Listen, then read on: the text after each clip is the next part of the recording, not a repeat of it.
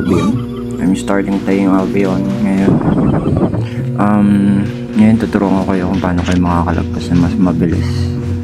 So kailangan mo lang kausapin niyo si Marites at aakyat ka na sa taas.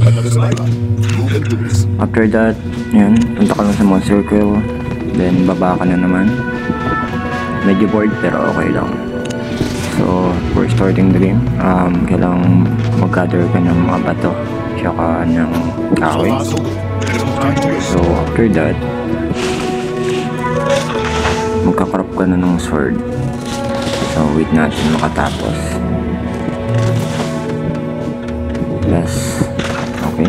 So crop tayo ng sword. Yan. Crop mo lang. Tapos balik ka kay Tatang.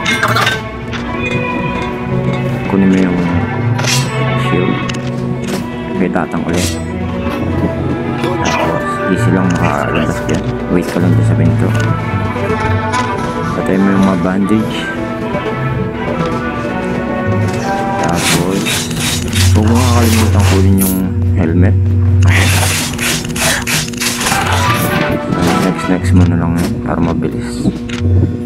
Kasi alam ko namang tamad kayo manood. So next mo lang, next. Yan. So lagpas ka lang yan. Pag nakababa ka na dyan, starting ka na sa game 2.